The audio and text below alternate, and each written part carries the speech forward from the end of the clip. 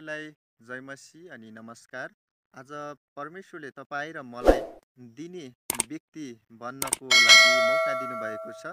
आज यही विषयमा म तपाईँहरूलाई भन्ने छु र आज देख्न सक्नुहुन्छ यो बहिनीको खुट्टा अटोमा एक्सिडेन्ट भएर भाँचिएको छ र उसको अपरेसन गर्नुपर्ने भएको छ र पैसाको कमीले गर्दा अपरेसन रोकिएको छ। आज परमेश्वरले तपाईँ र मलाई यो अवसर दिनुभएको छ। हामी तपाईँ र मैले सक्दो सहयोग गर्न सक्छौँ यो बहिनीलाई चाहिँ।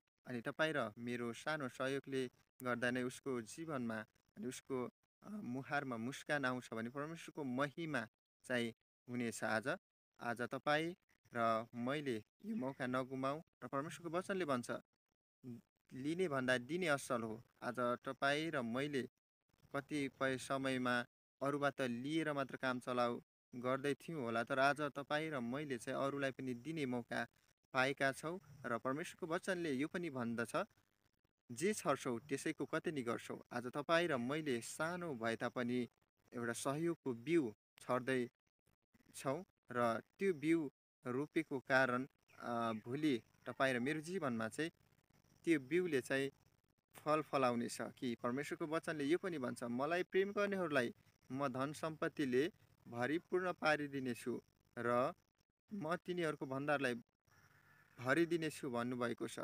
आज परमेश्वरको वचन तपाईँ र मेरो जीवनमा पुरा गर्नको लागि तपाईँ र मैले पनि दिने व्यक्ति चाहिँ बन्न एकदमै आवश्यक छ। र आज तपाईँ र मैले जे छर्छौँ त्यसैको भोलि गएर बहिनीको लागि तपाईँ र मेरो प्रार्थनाको खाँचो पनि छ र तपाईँ र मैले निरन्तर पनि राखिएको छ। यसै क्युआरमा तपाईँहरू सक्दो सहायता गर्न सक्नुहुनेछ। हुन्छ, सबैलाई धन्यवाद। जय मसी, नमस्कार।